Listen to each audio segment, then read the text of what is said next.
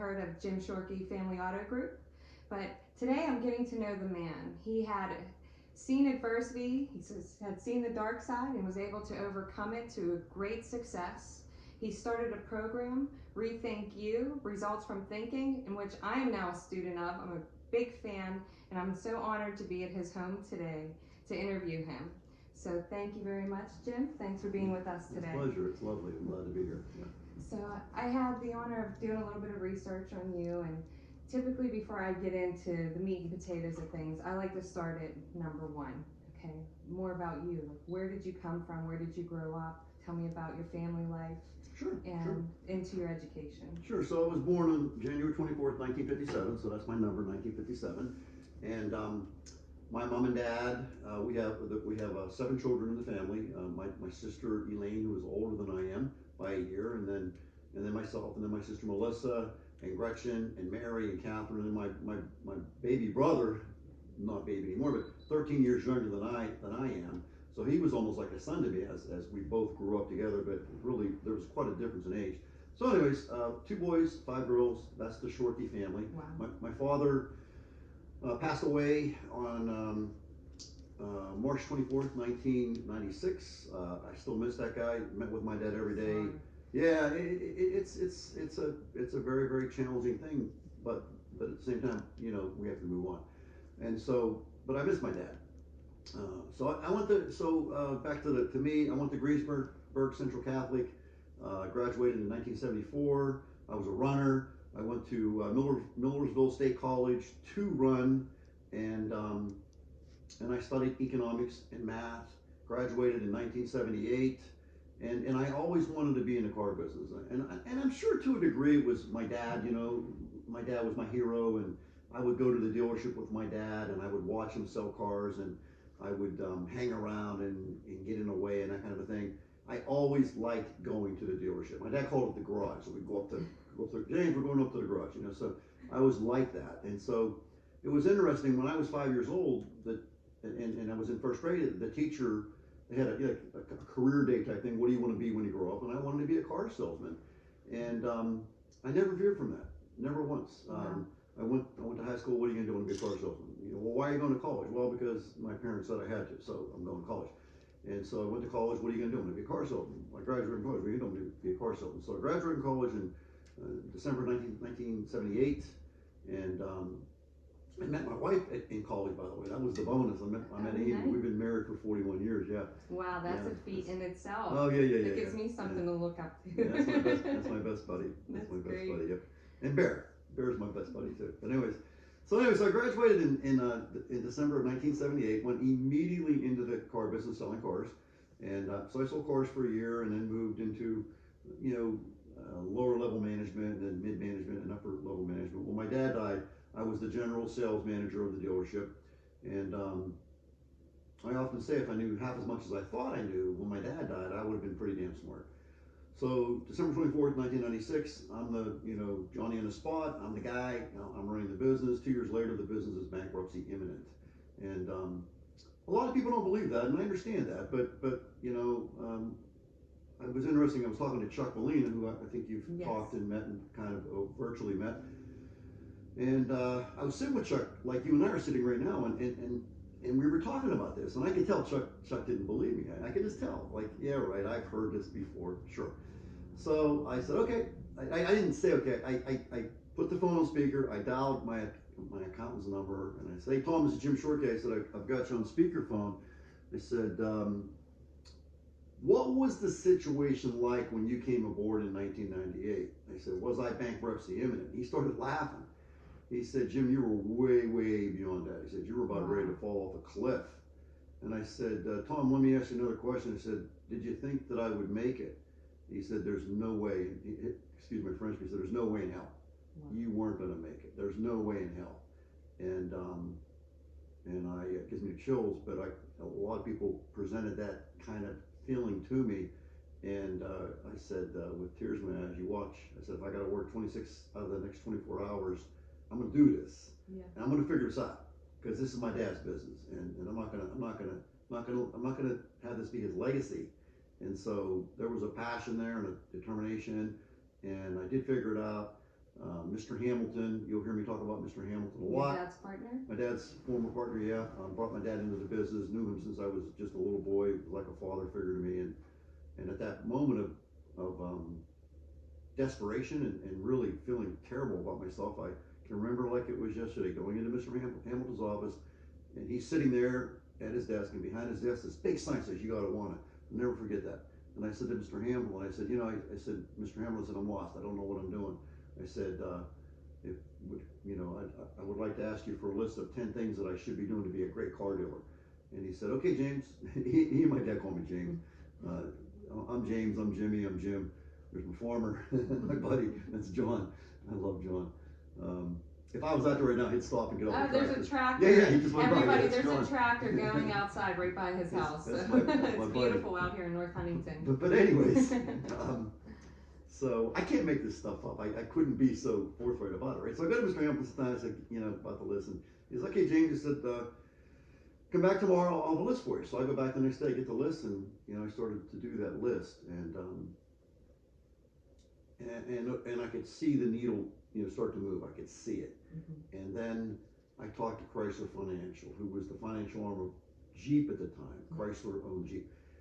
And they gave me great help. And GMAC, the financial arm of Oldsmobile, they gave me great help. And Al Lazar from Irwin Bank and Trust gave me great help. And Tom Hugan, who was my new accountant, I was paying him, but he was giving me a lot of help offline for no charge. And NADA, National Automobile Dealers Association, taught me so much. They were so helpful. And then I joined think tanks. I just kept asking and people kept helping me. And I figured it out. And I just kept following that formula, which I still do to this day. I have a box coming about my new project called ReThinkU and Results from Thinking. But really, it's not about the project. It's about getting the message out to the most effective way I can. And I don't know what the heck I'm doing. I'm right back to that. I don't know what I'm doing. So I'm right back to that point of going into Mr. Hamilton and saying, "Okay, I need help." Well, now I've got this box coming of stuff that's going to be just multitudes of learning and knowledge and books and videos and stuff. And I'm going to learn how to do this search engine optimization. That's what I specialize in. Good. So you're doing it yourself. Well, I'm going to have to. I mean, where else? I mean, I'm not. Well, no, I've got a box coming. That's not myself. That's the box. That's the expert counsel. But you're That's taking Mr. the Hamilton. initiative on your own to learn. You're a lifelong learner. Who called you? You did. Yeah, you have the initiative. Absolutely, yeah. I'm so I impressed called with you. that. Yeah, I called you. So that's the story. Seek expert counsel. Yes.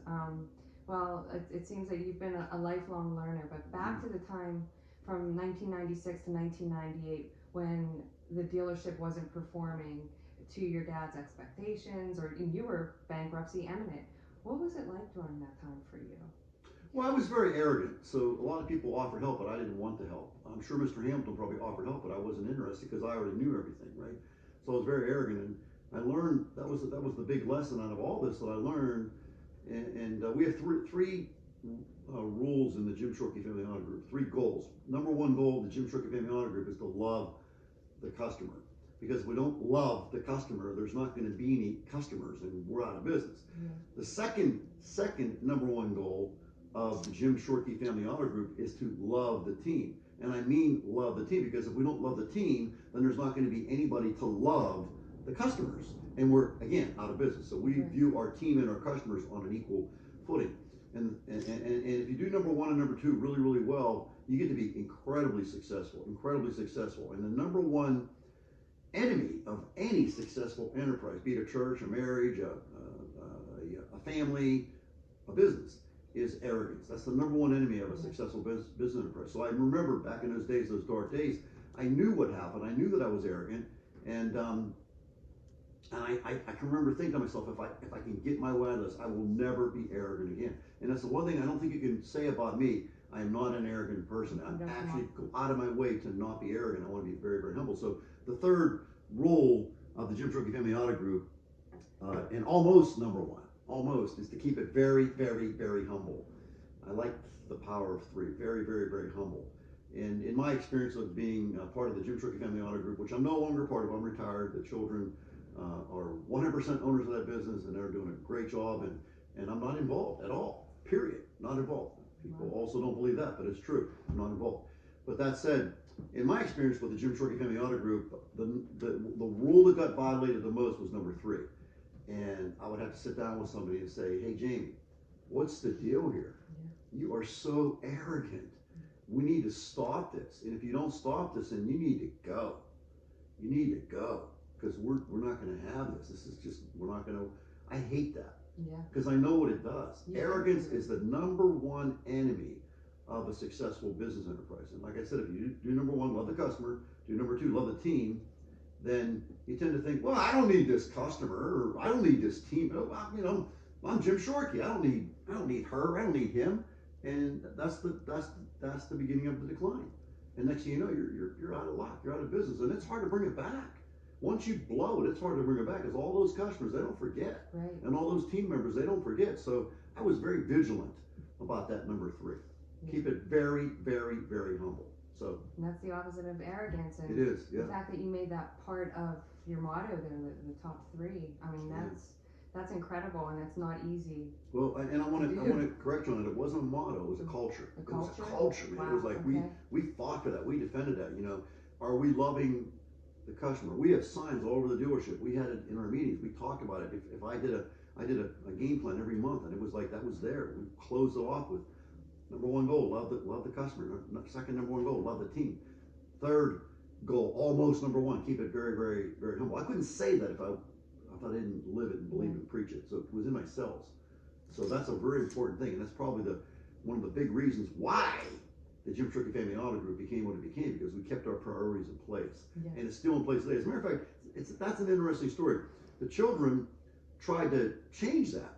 Really? Yeah, because they thought that they thought that it was their business now, and they thought, well, okay, we can, this is maybe it's archaic, maybe it's dad's kind of funky, so they tried to change it, and they worked for I think a good bit of time, weeks, trying to come up with a new call to action, a new this is what we're going to do type thing, and they couldn't come up with anything better. It was so visceral and so earthy, and it was so to the point. It was like they couldn't, and they kept it. What was it like for you to watch them experience that? You have to let it go. Yeah. You have to let it go. You have to let it go. It's their business. It's not my business. So you know what? Maybe they're right. Maybe they're right. Maybe it can be better.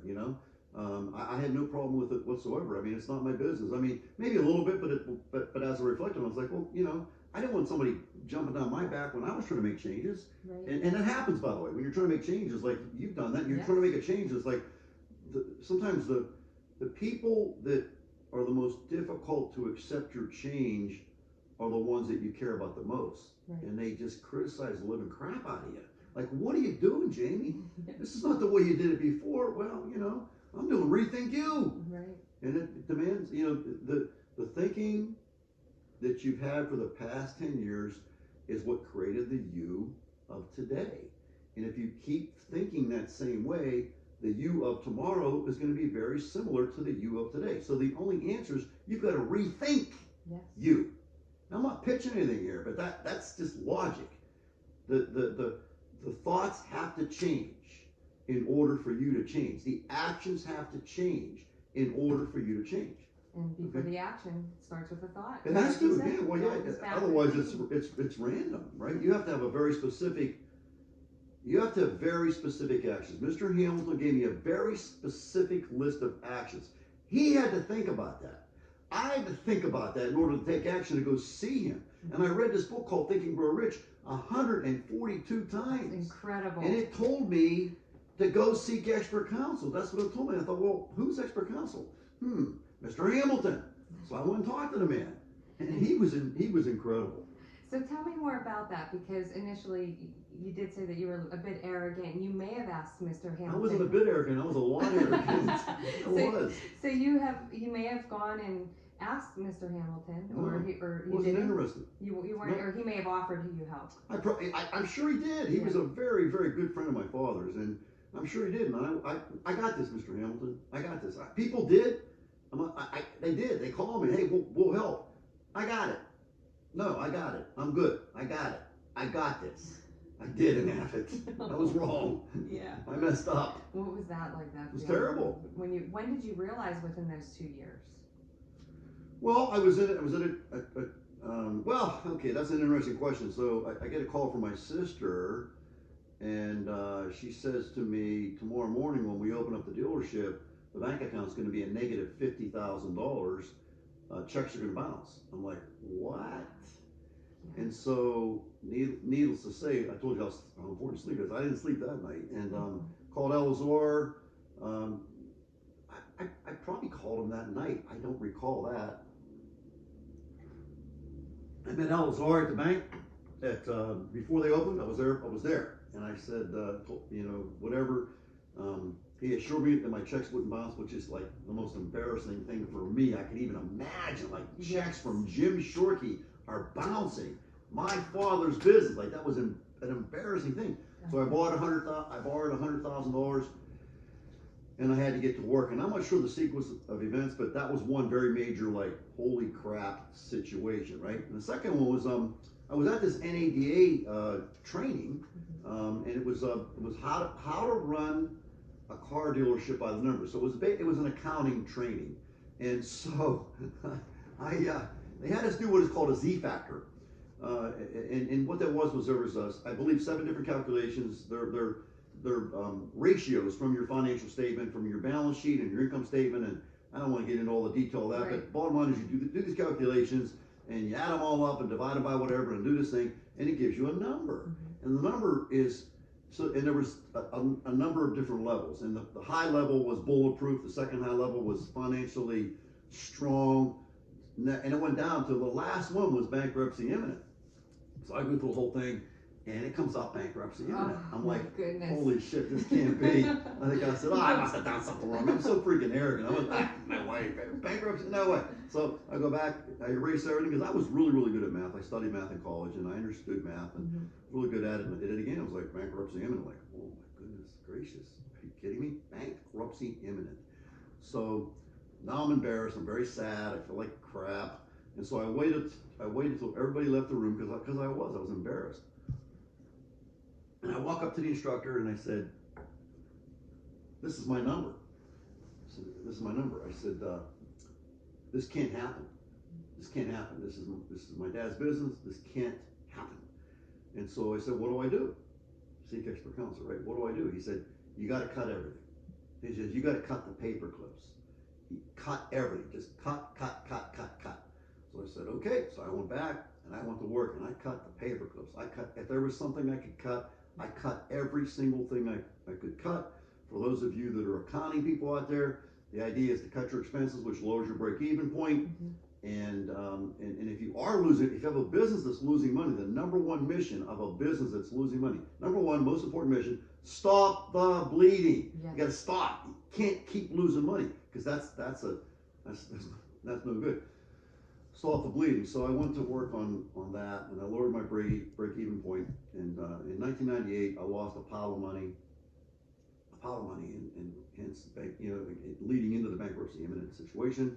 And in 1999, after I started to figure things out with Mr. Hamilton and all the help that people gave me, 1999 was an all-time record profit year. In the 22 years that my dad was running the business, was more profitable than any one of those 22 years by almost double. And then I never looked back from there. And it just kept, the bank account kept growing, and I had gotten out of it, but I was so afraid of going back to that. That's why I'm big on fear. I really am big on fear.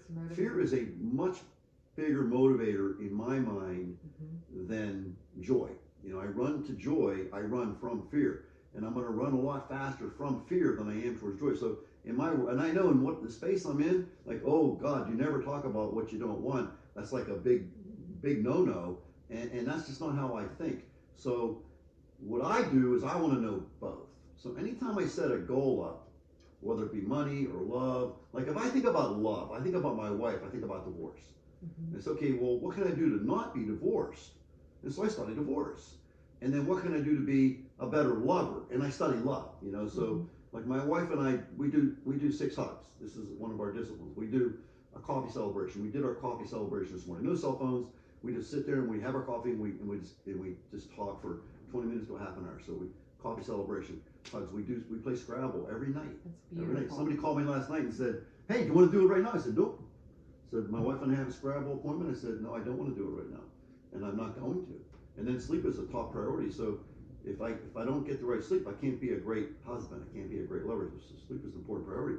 So this fella, nice man, by the way, great guy, phenomenal. Want to do it right now? No, gonna go play Scrabble with my wife. Priorities. Yeah. You know, I think I said this to you. You know, wealthy, unhealthy. You bought the wrong program. And that's the wrong program. Wealthy, unhealthy. I was wealthy, I was unhealthy. Like, well, who sold me that program? That was a bad program. So I did hear, I'm taking your course. So thank you for that. I'm very excited. Me too. And the story that you told about how you were faced with an aortic aneurysm. Yeah. Tell me about that. So aortic, that's on your heart. Well, no. So okay, I'll explain it. Yeah. Well, I actually do have an aneurysm in my heart as well. I have a bicuspid aortic heart valve. Bicuspid meaning if you draw a circle and you split that in threes, there's three triangles in that circle, and that's the valve, right? Well, mine is what is called bicuspid, which means I only have two, quote, flaps or whatever. So it's a circle with a line drawn down the middle. As I studied it, it's actually not quite like that. It's actually two of my triangles are fused together. So it's not like a perfect line. It's really not a bicuspid heart valve. It should be called something else. It probably should be renamed, because a bicuspid heart valve would be right down the middle, right? Yeah. But anyways, I have two cuspids. So anyways, the nature of that valve is that over time, you have a blowback into the heart when the blood goes through. The calcium builds up on the valve itself, and blood bleeds back into the heart, which can cause an enlargement of the heart. Another aspect of that is an aneurysm on the aortic stem, which I have, and so this was all discovered happen chance. But I get checked initially every 4 months, and then it moved to 6 months, and now I get checked every year, and that thing hasn't moved. Like, I am in really, really good shape, because what I did was I did my research, study, Think and Grow Rich. Think and Grow Rich is a book about money, yes. Think and Grow Rich is a book about money, no. It depends on how you define rich. And so for me, back in 1998, rich was, I'm bankruptcy imminent. For me today, rich is 122. I want to live to be 122, because that's been done. And so in order to do that, I got to be healthy. I got to take care of this stuff here. So long story short, that's what I have. I work on it. I study. I'm drinking my coffee. I'm drinking my green tea. And I don't put processed food in my body. And I do a lot of things. It's a whole nother conversation. But that said, I go to the hospital because I was having a problem. And I do all these checks. Can't find anyone. So, when was this? When did you first? My wife could tell you. I want to say 2006, I want to say, but I don't know. I always so forget. 1999, you had a record year. Here we are, 2006, around that time. Yeah, I think so. Okay. You gotta remember, I'm old, so I forget stuff, right? I'm old, but yeah, maybe maybe it was 2010. You know, but anyways, I was in the hospital. Now at that point, so I'm a runner. I had run every day for 10 years. I did not miss a day. So it was over 4,000 days in a row. And I'm in the hospital, I got this problem, and I'm not gonna go to the hospital. My wife made me go. I'm fine, I don't need to go. She made me go. So I go to the hospital, I'm in the hospital, and they can't find anything wrong. And the doctor comes in the room and he says, can't find anything wrong. He said, but we did find one thing. He says, you have an abdominal aortic aneurysm. Like, geez, my dad almost died from one of those things. Like, how stupid am I? Should have had that checked out. I didn't. So from here, the pipe comes out of your heart. I'm a car salesman, I'm not a doctor, so this is not medical advice, please. But the pipe comes out and it splits and goes north to your brain and goes south into your abdominal area and south to your legs. So an abdominal aortic aneurysm is down here. And so what happens is if you have one of these things, and I think I'm right about this, 3 centimeters, I think, is what tells you that you have this abdominal aortic aneurysm. No big deal. They measure, you're 3, and you just keep getting checked. And so the same way as with up here, we get checked at 4 months, and then they say it's still 3, get checked another 3 months, it's still 3. Okay, we're going to move you to 6 months, still 3. And they just keep doing that. And then eventually you get checked every year, it's still 3, you're good. So then it goes to 4, then it goes to 5. And when it gets to 5, that's when they do the surgery. And they open you up and they repair this thing. So I'm in the hospital. Doctor comes in, says, you got an aortic aneurysm. He explains it basically the way it is explained. He says, you're a 6. What? You're a 6. He said, so you're past surgery. You should have had surgery. yeah, I'm a time bomb. So I said, and I had, so I'm in the hospital. I said to my wife, I said, honey, I need you to get my running stuff because I'm going to run today. You know, I got a 6 in my belly. I'm going to run 10,000 or 10 years in a row. I'm going to run. And she actually brought my running stuff. So the doctor says this to me. He says, so I said, I guess I'm not going to be able to run today, right? He says, are you kidding me? He says, you're about ready to die, dude. I said, and I cried. I really did. That was very, very important to me. It really was. And I said, and I cried for like maybe just a minute. I said, okay, well, that's that. It's over, done, no big deal. Time to move on. And I never left the hospital because it was that serious of a matter. They would have done the surgery that day, but I'm a green tea drinker, and they said we're going to wait for that to get out of your system and blah blah blah. Do fish oil and things like that. So no. So I stayed in the hospital. They did the surgery, and I remember though at that moment. So can't run. The doctor tells me what's going on. I get that figured out. My kids are all there. Everybody's upset. I said to my son, I don't know if I can even say this, but I said to my son, Russell James, I said, I need my stuff. I said, I need my book, Think and Grow Rich, and I need my Jim Rohn. I said, because I got to get ready. And so that's what I did. While I was, those times, make your downtime prime time, I probably read Think and Grow Rich another 3 or 4 times during that interim between being given this news and having to wait for the surgery. And then that's what I did the whole time when I was recuperating is I just kept reading and reading and listening. I love Jim Rohn, listening to Jim Rohn. And my son was very, very kind. He put both Jim Rohn and Think and Grow Rich onto an iPad, which I didn't even know what the hell that was. And I was like, oh, this is cool. I think I ended up breaking it in the meantime. But anyways, so I came out of that, and here I am, you know, didn't die. So make your downtime prime time. You know, I haven't heard that one before. I liked it. Where it's did a you Jim Rohn. Jim Rohn says that, yeah. Yeah, make your downtime prime time. Like, COVID-19 was a great opportunity for me, Jim Shorkey, to make my downtime prime time. And I had a conversation with a fellow today, and he was talking about, kind of like the bad times type thing and all the crap that's going on up there. And I said, I was on Instant Messenger, and I said, you know what? I said, I'm having great times, because I am the creator. Yes. I am the creator, and I'm creating it all, the good, the bad, the ugly. And if I'm having bad results right now, it's my fault. I have a t-shirt that says, everything is my fault. I really believe that. And so COVID-19 has no power over Jim Shorkey. It has none. I haven't been down. I haven't been upset. Maybe minutes, but it's like, okay, time to move on from that. You and I had to talk about it. I'm not going to sit here all day and talk about COVID-19. Right. I'm just not going to let it. It's not going to get me down. COVID-19 is out there. Okay. COVID-19 hopefully is not in here. And if it is, I'm ready. It picked on the wrong guy today. All right, picked on the wrong guy because I've been working. So what I've been working on during COVID-19, among many things, is how to improve my immune system. So I went to my Mr. Hamilton of immune systems, and I got my list. And so I started working on that. And there's things I'm doing to enhance my immune system during COVID-19 so that if I do get it, I'm going to kick its freaking you know what. I think because you are a very well-researched man, you know what you want to know, and you do your best to get the most relevant and accurate information. Exactly. And I think a lot of people, considering the time that we're in during this pandemic with COVID-19, boosting your immune system is very important. Absolutely. And I'll tell you more about a little side thing that I have with functional holistics, specifically to boost your immune system. So I'm familiar with this area, but I think our viewers would like to know what you're doing specifically in that area to boost your immune system. Okay, so again, I'm not a doctor. I'm a car salesman. Okay, so, we know. So I only know what I know, and I only know what I'm doing. So everybody that listens to this needs to do their own research. So I researched the teas. There's a lot of immune enhancing teas out there, and I looked at the top ones. Um, Garlic tea, oregano tea. I got calendula flowers. You make tea out of that.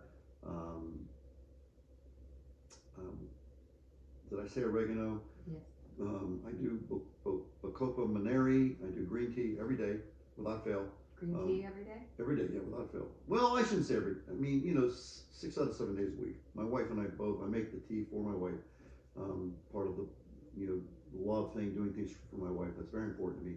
My wife is very, very, very important to me. She's the at the top of the pinnacle of my reason why I do what I do. I want to be 122, and she wants to be 121, and I'm going to drop dead and fall in a hole, and she's going to drop dead behind me and fall in a hole. We're both going to have smiles on our face because we did it. Yes. Right? So anyways, back to the immune. So it's the teas. I do time restricted eating. So I'm on a pretty strict window. Believe it or not, I am fasted right now. Intermittent fasting? No, it's more time restricted eating, but I am fasted. So intermittent fasting is kind of a different, yes and no. I do time restricted eating. I'd rather refer to it as that. And typically my time frame for eating is between 2 o'clock and 6 o'clock. And my body survives very well by eating itself. And I fuel my whole mechanism through the fat that is in my body, and we all have fat in our body. So I've studied that, I understand it. That's what I'm doing. Again, take note, do your own thing. This is what I'm doing. But I do time restricted eating. So today so far, that said, vitamin D is very important. The sun exposure is very important. So I'm very big on that. I have an infrared sauna here in my house here, and I do that virtually every day, certainly 5 out of 7 days, because we sometimes are not here, but I love my sauna. I do a cold shower every day.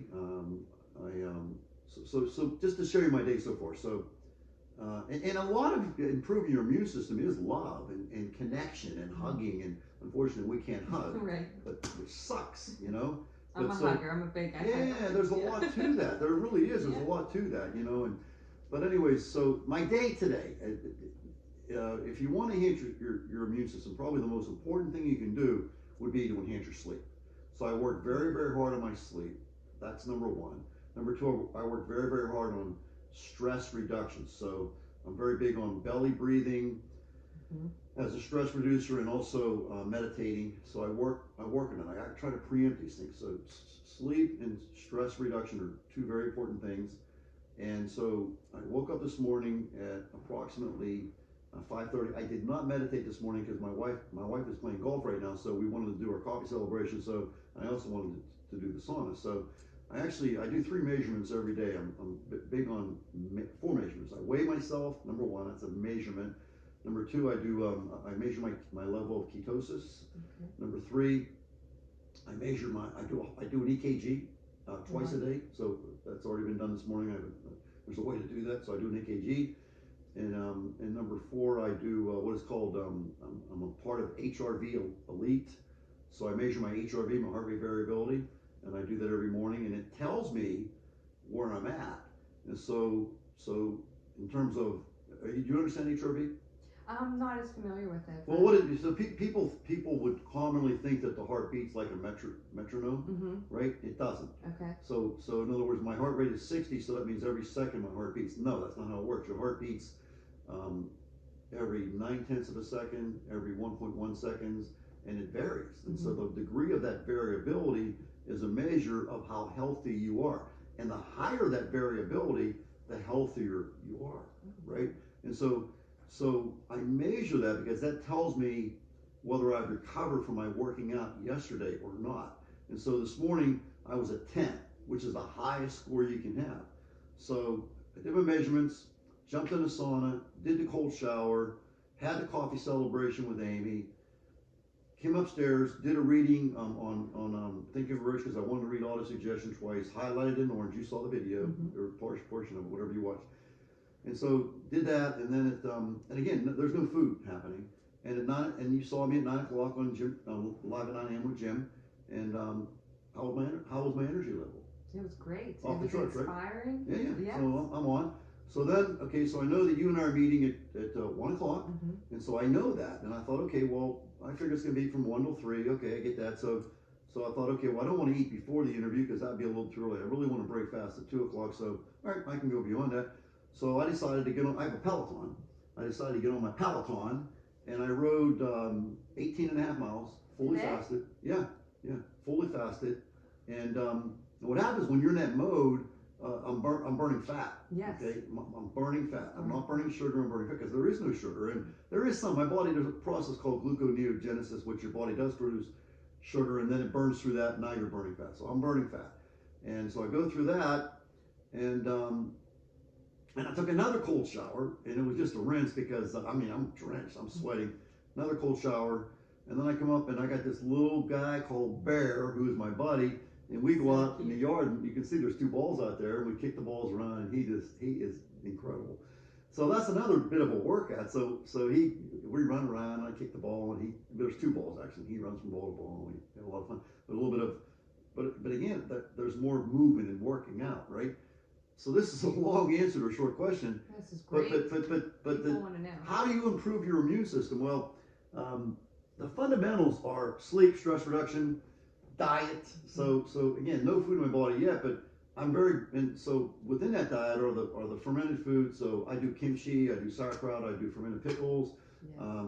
I do kombucha, I do kefir, a lot of different things of that nature to get these fermented foods in my body. Mm-hmm. And then I don't do processed food at all. Okay, I just don't. I mean, you'll see me make a joke about Fruit Loops. They're in the cupboard right now. Yeah. Fruit Loops don't belong in your body. They just don't. It's garbage. We're getting played by these food companies. I agree. It's garbage. It's total freaking garbage. They actually have scientists on staff who are using the information in your brain to test the food on real people, and they can see the brain reacting from I think it's dopamine. They can see it. They say, okay, here's the formula, eat this, and they see the brain with these scans, and it's like, wow, we got something here. And then they make a little change and they do it again. It's like, holy cow, it's really firing now. It's all sugar. It's all sugar. And so I'm speaking, very candidly, car salesman language versus scientific language, but I'm telling you, they're playing you. Oh, absolutely. They are playing it. It's not a conspiracy. It's not a conspiracy. It's a conspiracy. They're playing you. It ain't no bull. So they got this food designed to get you hooked on it because it's all about the dopamine and whatever else happens. Bottom line, Jim Shorkey's not eating processed food today. I'm not eating it. I'm going to eat organic.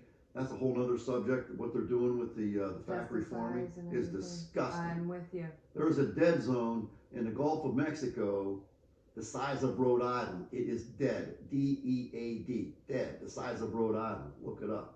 What's it caused from? From the runoff from these bullcrap factory farms.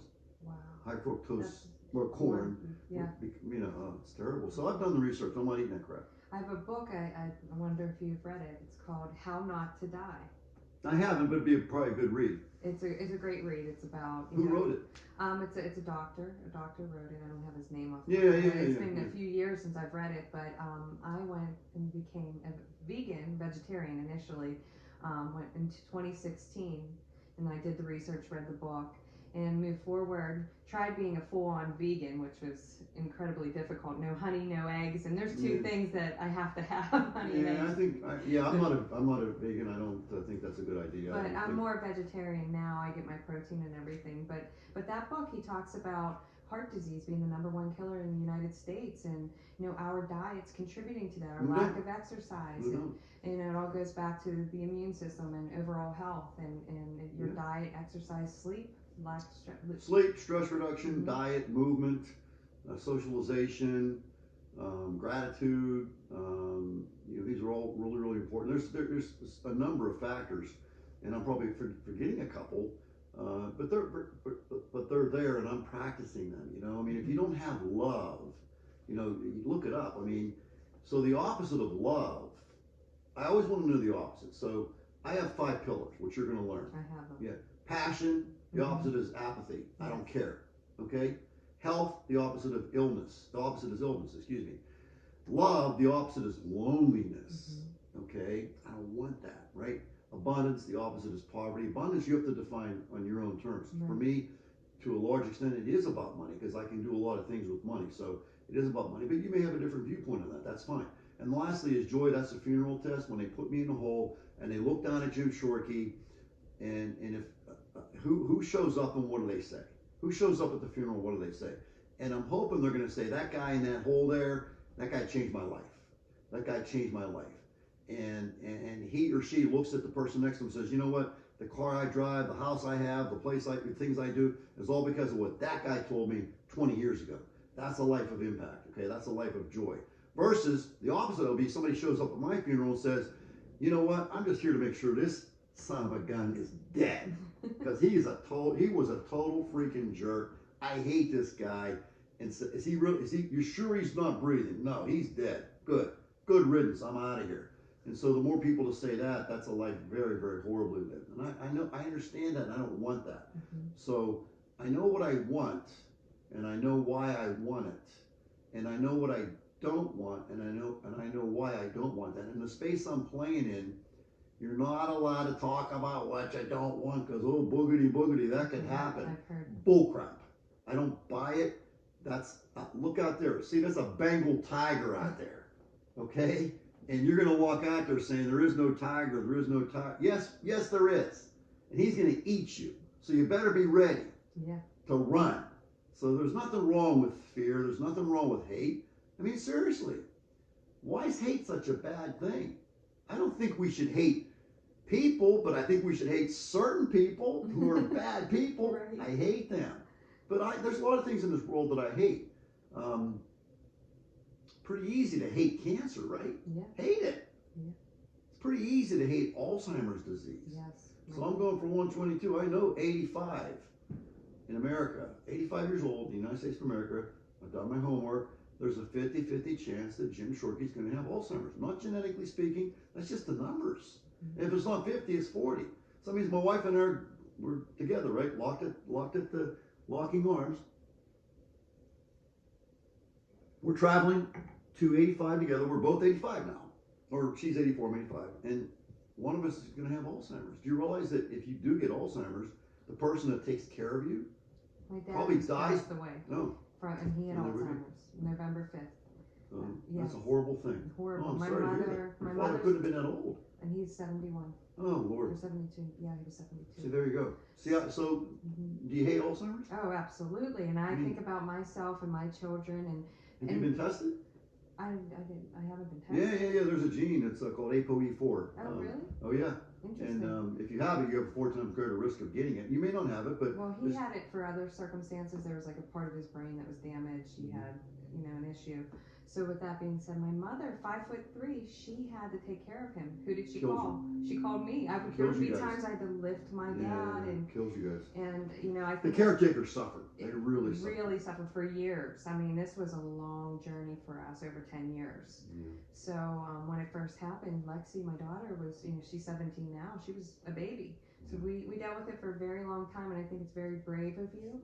Because most people just accept life as is and lets life happen to them. No. You're the creator. I'm the creator. You're the creator, the and creator, you've taken so much action. And now, after you've had all of this experience from, the dark side where you were in 1996 to 98 to 2006, 2010 with the aortic aneurysm, to now look at you. You're retired, but you are active and you're giving back with this program. Well, I thought about this way back when, because I can remember Mr. Hamilton. I can remember sitting there talking to him in the sign, you got one, and I thought at some point when the thing it was crazy successful. We were crazy successful, making a lot of money, doing a lot of great things, and it was just incredible. And I thought, someday, and I can prove it. I have it written down. Back in 2004, I have it written down that someday I'm going to have this training company, and the idea, the theme of the company was give a man a fish, you feed him for a day, teach him how to fish, you feed him for a lifetime. And that was the theme of the whole thing. And so I said, I'm going to do this someday. And so, 2013, 2014 rolls around. The kids are really I remember one time I was in the office with my son, and I mean, I'm in your face. I'm on it, man. And I'm in the office with my son. We have our system of selling cars is we have a desk, a sales desk, where the salesmen come to this desk, and then they work the deal from there. So they have to get the car appraised, they have to get numbers, whatever. And that's the desk manager. So my son, who is incredibly intelligent, like way smarter than me, he's sitting there and he's running the desk, and I'm an expert at this. And I mean, I don't mean that facetiously. I'm an expert at running this. And I'm sitting like, so just like Mr. Hamilton, he's behind the desk, I'm sitting here, and one of the salesmen comes in, and they're doing their thing, and I'm like, Jim, I think you should, and he gave me this stare, I'm like, okay. And I got up and left, and I never went back.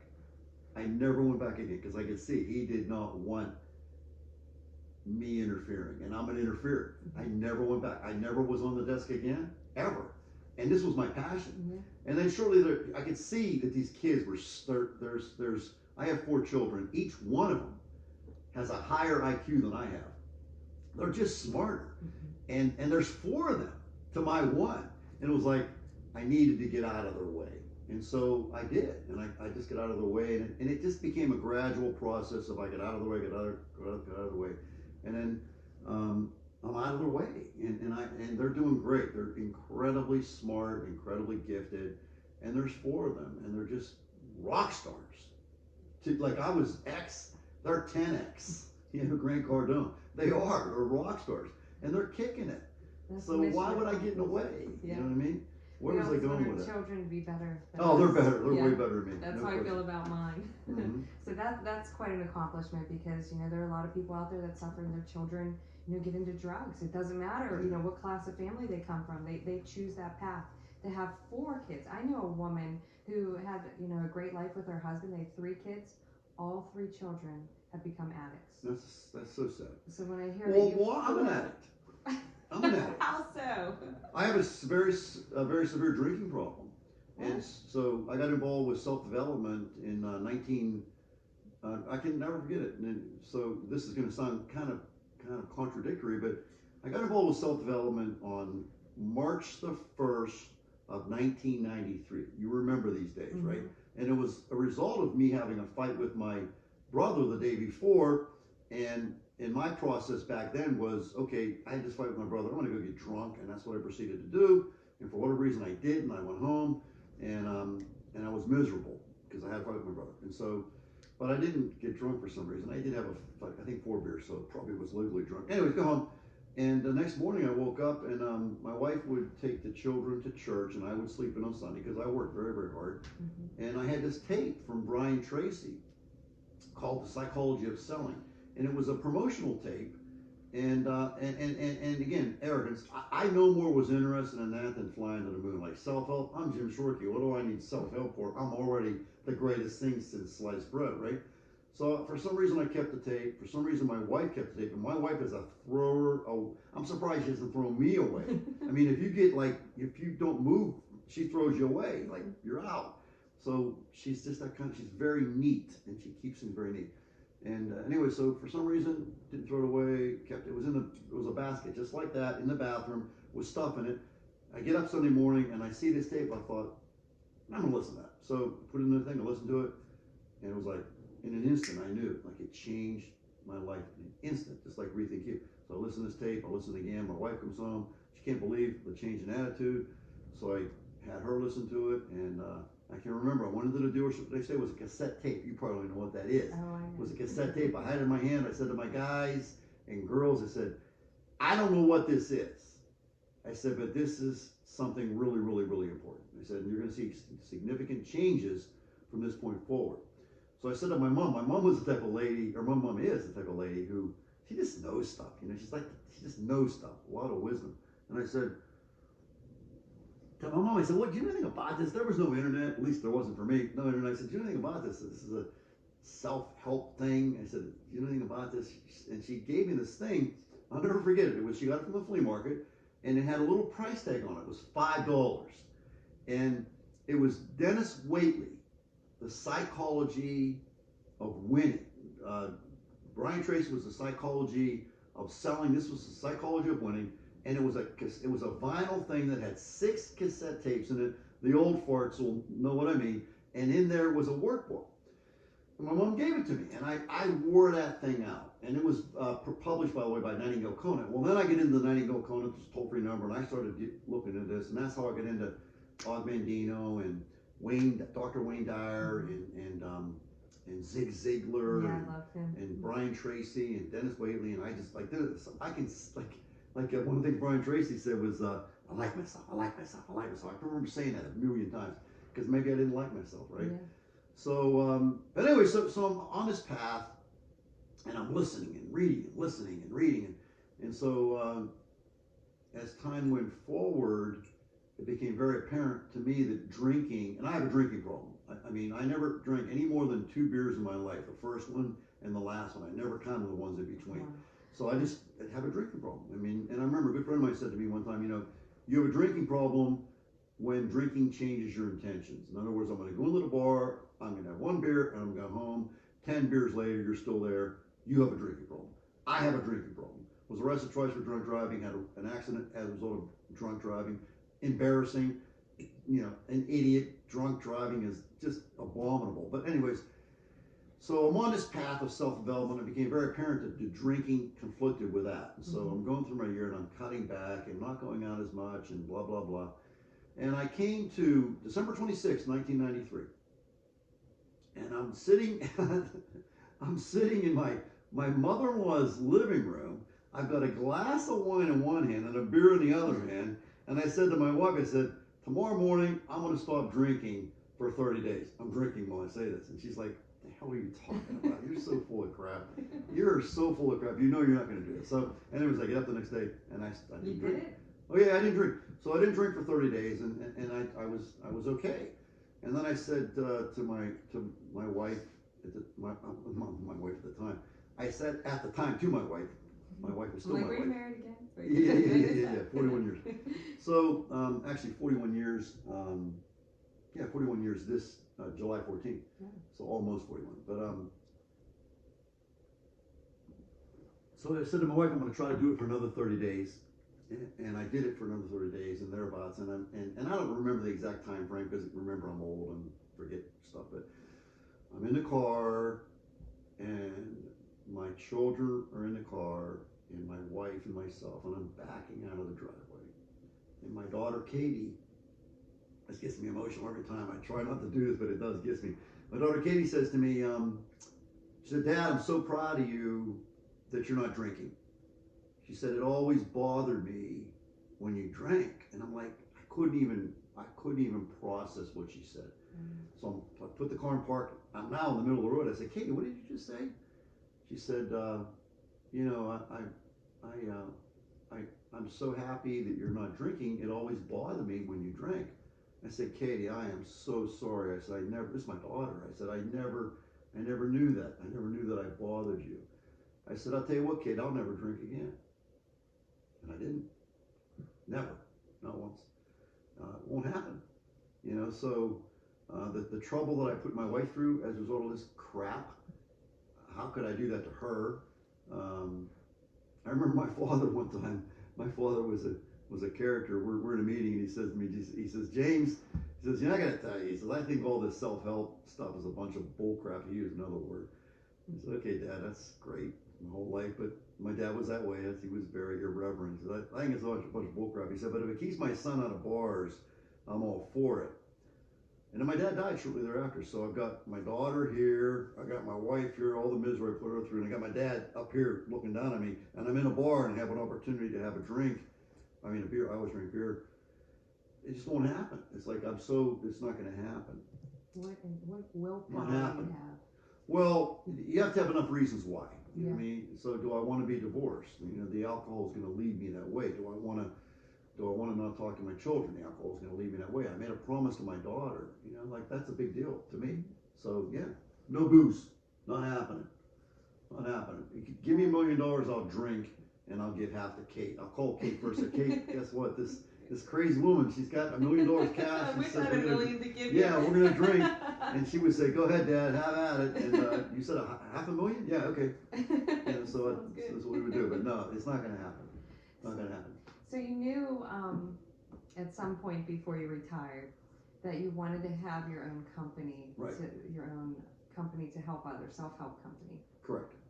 So how did that all come together? Tell me more about this story. Well, I was already into self-development. Read Think You Were Rich 142 times, 2,000 other books. And so I just started thinking about, well, I'm a formula guy, green tea guy. Well, what's the formula? And so I started to think about it, and so I hooked up with Chuck, and that was kind of a happen chance thing. I actually did some coaching with Chuck and with Chuck. I love Chuck. Chuck is just a close friend of mine. He's like a soulmate of mine. And I said, so I'm coaching him, and I just really, really, really like Chuck a lot. I really do. And I always talk about the one person. Well, let me tell you, Chuck is my one person. Maybe you're my one person. I asked that question today, did I not? Are you my one person, right? Yes. Or one very important person. Chuck is that one person. And so hooked up with Chuck, and we started to design this thing and do some personal coaching based on our experiences. And it just evolved, and it continues to evolve. And the program called ReThinkU is the real deal. It's visceral. It's unfiltered. There's no bull crap. There's no Lamborghinis out there. I'm not going to do that. I don't want to do that. I want people to live the good life. And for me, the good life it starts off with passion. That's the first thing. You've got to have great passion. So I want to teach an individual person how to have great passion. And then second is health, because if you don't have your health, you have nothing. If I die with the aneurysm, we're not having this conversation right now. So I'm very happy and grateful that I didn't die. So you got to have your health. Next is love. Love is the reason why. And I look at love from the point of view, there's 5 aspects. Number 1 is my wife. Number 2 is my family. Number 3 is my friends here. Number 4 is myself, self-love. And number 5 is nature. And I really believe that I belong in nature. So that's part of my love. So I got to get out in nature. Let me stop you there, because when you were saying this last night on the module that I was watching on the ReThinkU program, your wife first, your family, your friends and others, then yourself, then nature.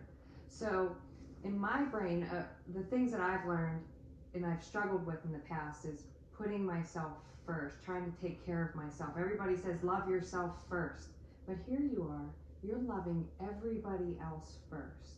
Yeah. And be of service to others. There's another philosophy. So how did you come up with putting everybody first and then yourself number 4? Well, it's like number 1 is my wife, number 1.1 is my family. I said to my kids, if we can't do Thanksgiving, this business has to go. I've said that since day 1. We got to be able to do Thanksgiving. I just had a conversation with my daughter this weekend. We were at Deep Creek, and I said, Kate, I said, Thanksgiving, man, and that's my symbol for this whole thing. We can't sit around and do Thanksgiving, and that's a problem. We're 3rd generation, and family-run businesses don't make it 3 generations. There will be a 4th generation of the Shorkey Family Auto Group, because these kids understand about Thanksgiving. So my wife is number 1, my family's 1.1, my friends are 1.2, myself is 1.3. So there's not a clear line of demarcation between those 4. Right. They really are together. There's a slight priority to that, but it's very slight, And what's more important, my family or my wife? I mean, sometimes the family is more important than my wife, and sometimes mostly my wife is more important than the family. But it's a fine line between those 5, right? And so nature's probably. I mean, it's nature. I'm a big believer in nature and getting outside in nature. It feels so good. I went for a hike the other day with. We were in Deep Creek. I went for a hike with.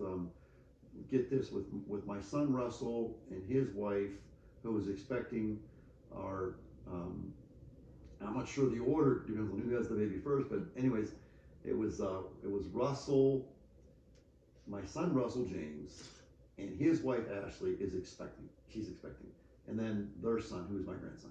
So they're expecting another grandson for us, right? So we're on this hike. Katie and Matt. Katie's my daughter, Matt's my son. I call him my son because he really is just the same as the other sons. And Matt, and then Lila and Sophie and Simon James. So there's three, and then Amy and myself, okay? So we're on this hike in the woods in nature, in Deep Creek, and just loving life, right? So we leave Deep Creek, we drive home, we go to my son's house, Jim III, and there's two more grandchildren, Hadley and Evelyn, and then my son, Jim III, and my daughter, Jamie, and I think of Jamie as being my daughter, just like Katie's my daughter, just like Ashley's my daughter. I forgot to mention that with Ashley. And then Daniel, my youngest son, is there, along with Chelsea, who is my other daughter. I now have 4 daughters and 4 sons, and she's expecting. So it's William Dennis is Ashley's son, named after her father, and my Chelsea and Dan, they're expecting, and their son's name is Theo James. So we're big on the name James. Yeah. Anyways, so we're all there, and if we can't do that, then we, it's the business has to go. You are so blessed because of the decisions you've made. Am I blessed or am I the creator? You're the creator, and you're blessed because you are blessed to be able to create and realize that you've come to. You said there's a point, a breaking point. What was called? What did you call that point in the module? Everybody comes to this point in life where they have to make a decision. Is this what I want? Well, I think that so the idea behind thinking it through the whole way through, okay, that's an idea, and I think that we as a population, we don't do that, and that's why it makes it very easy for us to do the stupid crap that we're doing, like Fruit Loops, for example. So my first idea is to stand naked in front of the mirror, and I mean literally get naked and stand in front of the mirror and take a look. And so we get naked and we stand in front of the mirror and we say, do I like what I see? Do I love what I see? Do I hate what I see? Whatever that is, the thinking that we have here is what caused that image to be what it is. And I hate it. I don't like it. So in order for me to change that, I've got to change my thinking. And I also have to think in terms of, okay, well, here's where I'm at right now. Look, I'm naked in front of the mirror. Look, I don't like it. Well, where am I headed then? What am I going to look like at 60, 70, 80? Am I even going to be alive? So I stand naked in front of the mirror, I have a look. We need to do that in America. We need to have a real hard look and say, you know what? And then if I want to change that, then I've got to figure out how to change that. How do I change my physicality? I stand naked in front of the mirror. I don't have a belly because I worked on that and I understand it now. And there's a lot of science behind that, but nevertheless, you got to stand naked in front of your passion mirror. And remember, at the top is passion, at the bottom is I don't care. Right. And where are you at on that spectrum, right?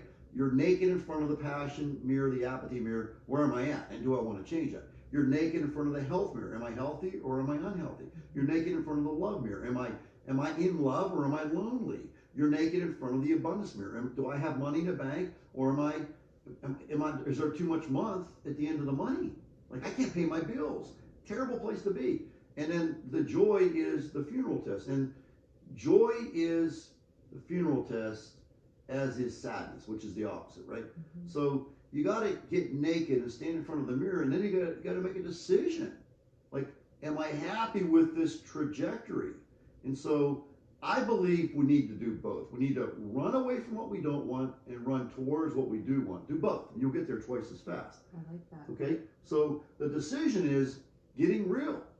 And then you say, okay, well, I don't like the way I look. Well, I don't know. I'm a car salesman. I'm not a doctor, but my guess is Fruit Loops probably aren't going to help the situation. But they That's a taste guess. So good. Sure, That's because you're getting played. Yeah. You're getting played. So we're trading mouth pleasure.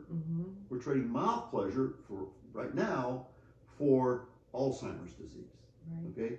So I've studied Alzheimer's disease. Okay, and people will tell you, well, if you get it, you get it. No, that's not true. That's not true. It's not true. You can't take measure. The fact is, if you're going to get Alzheimer's, how old are you, if you don't mind me asking? 39. 39. So if you're going to get Alzheimer's, you already have it. You already have it. It's okay. No worries. You already have it. Yeah. You already have it. It's just a question of the degree. And so you got to take action right now. If you don't want to have Alzheimer's, look it up, study what are the things you need to do to not get Alzheimer's. What are those things? And if you're wrong, the things they're going to tell you to stop doing, it's not, you're going to say, well, I should be doing it anyway. Right. It's going to be sugar, it's going to be movement, it's going to be love, it's everything I've told you. And no matter what I tell you about Alzheimer's, look it up. No matter what I tell you.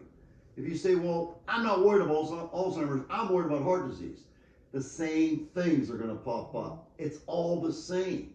Sleep, stress reduction, it's all the same. That's why I'm on that. It doesn't, even though I may get Alzheimer's, I may. My goal with Alzheimer's is to prevent it. I don't get it at all. My goal with Alzheimer's is to delay it. So I get it at 85 versus 75. I'm sorry about your father, but your father had it at 71. What if he could have got it at 81? Yeah. How much better would life have been for everybody involved? Yeah. Think about it, an extra 10 years, right? So my goal is to prevent it. I don't ever get it, delay it. I get it later, rather get it at 95 than 85. And then my third goal is to mitigate it. So if you understand Alzheimer's, there are varying degrees of it. And so some people just check out, like they're gone. They're gone. They're no longer here. Right. And other people, like they have moments of good and bad, and it's in and out, but they're much better with their Alzheimer's than somebody else. Do you understand what I'm saying? Yes, and so, what can I do to prevent, delay, mitigate any of these diseases? And so I thought that's what thinking it through the whole way through is. I've done that. Yeah. Okay, so when you talk about ReThinkU, I'm not selling a program. I'm living the program. Yes. And so if you're curious about what happened with the Jim Shorkey Family Honor Group, ReThinkU is what happened with the Jim Shorkey Family Honor Group. ReThinkU is what happened. And so I'm not pitching that. I'm not. People ask me, how did you do it? And so I thought about it the whole way through. And I thought, well, let me think about that. And I started thinking, and I wrote it down. And I thought, we're done. I kept writing, and here's the first step. Maybe this, and okay, no, that's not. And I kept reflecting on it. I kept doing it, reflecting. And then Steve Gardner and Chuck Molina and myself, we came. I remember we had a call, and I said, well, you know what? I think these are the 9 steps that need to be. Actually, it was 8, and we put the Mastermind Alliance in there as a bonus. But really, it's crucial, so I'm glad it's in there. It's accountability teams. So if you want to do something, and you and I are meeting once a week, and I say, how'd you do? And you say, I suck. Believe me, the next time we're meeting, you're not going to say that same thing. Right. You're going to say, So there's accountability too. Absolutely. I would like to learn. I think people would like to know more about the program. So what can I expect? For example, I don't have all of my boxes checked on those 5 things. You know, which one do you want to work on? Figure out which one you want to work on first. Kind of personal, but it's okay. Then don't. But no, it's okay. Think about which one you want to work on. My love, I have not been. I went on one date the day before Thanksgiving and haven't been on a date since. I don't want to go on dates. I am freaked out. I have a date lined up, and then it comes the day before the date, and I have this feeling that washes over me. Don't go, Jamie. It's just like I have this fear of dating, and I've had some dates. I've been on a lot of dates over the years, and I just don't know if I'm depriving myself, or I don't want to take the time, or can somebody bring value to my life when I'm still working on myself? Do I need to be the perfect person before I find love? All these questions that I have that I'm working through every day, and I'm working on self-love and being a leader and contributing to society, all of those things. But I can't go on dates. Well, yes, you can. That's just not true. That's just not true. It is. Okay, do you want me to prove to you why that's not true? Okay. Okay, so you can't go on dates. No. $1 million if you go on a date today. I mean. $1 million? Yes or no? I mean, I'll show up. Yes or no? Yes. It'll be a meeting. So you can go on a date. Okay? So you can. I mean, that's not true. I mean, it's not true. You can go on a date. If you can get in a ring and go head to head with somebody, Jamie, you're full of crap. Tell me you don't want to go on a date. Tell me that you're afraid to go on a date, but don't tell me you can't go on a date, because you can. This is not Alzheimer's disease here. Please. This is not a big deal. Going on a date is not a big deal. You can't. Please don't tell me you can't. Tell me you don't want to. Okay. But don't tell me you can't, because I don't buy it. You're right. I could put you out there right now and have you run 26 miles, and you'd have to walk quite a few times. But if you wanted to, you'd get it done, wouldn't you? Yeah. Might take you a whole day, but you get it done. Don't tell me you can't go on a date. That's horse shit. I don't buy that. So there's this thing called a comfort zone. Okay. And so this here is your comfort zone, this area right here. So you're in your comfort zone, right? Mm-hmm. And you're very comfortable. And out here is your uncomfort zone, right? And so out here, so you're in here comfortable, out here uncomfortable. It's called the uncomfortable zone. Mm-hmm. And you're hardwired from an evolutionary aspect to not go out here, because this is a battle of survival. And out here you could get eaten, you could get killed, you could get injured. And back in the hunter-gatherer days, if you got injured, you probably would die. Yeah. It was that big of a deal. So we didn't go away from the pack. We had to stay in here, because the pack brought us safety, right? And so we're hardwired around not going out here. And so the answer is, you got to force yourself to go out here and stay out here as long as you can, and then do it again, and stay out here as long as you can, and then do it again, stay out here as long as you can. And the more you do that, the more comfortable you're going to be. So here's this guy, Jim Shorkey, who was doing this thing called Results from Thinking. And you can go back and look, and I mean, the first video I did was really not that great. And I didn't know what the heck I was doing. And I always say the first step in my journey to success is step one. And you'll never guess what it is. I guarantee you won't guess what it is. Unless you've heard me speak, you might guess. What's the first step in your journey to success? I mean, you would think you're thinking. Nope. Self-talk? What do you think it is? First step in your journey to success? Changing your habits. Changing your habits. No. Okay. Here's the first step. I have no idea what I'm doing. That's the first step. Acknowledging that? No, it's just a fact. Yeah. Did you ever ride a bike? Yes. How'd you do day one? So, you did? Did you ever learn how to walk? Yes. How'd you do day one? So, Did you ever learn how to fight? yes. First day of fighting, first day of, and whoever would pursue that sport is beyond me, but the first day you decided you were going to pursue that sport, how'd you do? I was a 17-year-old girl with a bunch of 30-year-old men, and I didn't do too well. How'd you do it? You didn't know what the hell you were doing. No. How you doing today? Much better. Why? I practiced. How comfortable were you that first day? Oh, very uncomfortable. You're proving yourself wrong. Yes. As we go, we keep, So the first step in your journey to success is, I don't know what the hell I'm doing. So if you want to go on a date, why don't you just try giving? Just give. Not a big deal. Go out, give, love, hug, give, give, give, give. Give, give, give. Give, give, give. Go on a date, give, give, give. Give. Give to the conversation. Give. And love. And we're not here to have sex. We're not here to get married. We're going on a date. You and I are on a date right now, right? This is a date, right? There's no ulterior agenda here. That's not day one. Day one is, hi, how are you? And it's uncomfortable. But give to that date and have fun with that date. And if you do that enough times, and then you do it with somebody a second time, maybe 5 people a second time, a third, or fourth, pretty soon you say, you know what? I kind of like this person. Kind of like this person. Let's go on a weekend trip. I really do like this person. I love this person. So you got to bass backwards. Get out of my comfort Get zone. out of your comfort zone. Just That's do what it. you've done. Absolutely, I'm not comfortable. You think I got this box coming? I got a thing on my phone this morning. By the way, my phone's downstairs, so you notice it's not here. I'm not looking at it. When I'm playing Scrabble with my wife, phone's in the room. I've learned. Present for you. Don't let me forget. I've learned. Listen, Regarding your I've already phone. got my present. But let me tell you something. I've started doing this. When I go to visit my children, I leave my phone at home. I don't even leave it in the car because I don't want that distraction. I'm here to talk to you. So my phone's downstairs. I intentionally left it downstairs for that reason, to respect you. So when you go on this date, where's your phone going to be? In my purse. No, in your car. Okay. No way. If I'm on a date with you and you're looking at your phone every 5 minutes, I don't like you very much. Okay? Right. Don't do that. Leave your phone in the car. Get out of it. Bullshit. No, You that's know, great. what would happen if you lost your phone? Would you die? No. You'd be oh my God, I lost my phone. This is terrible. You might be the COVID-19 for the people that have the right idea. It's been a blessing for I them. think so.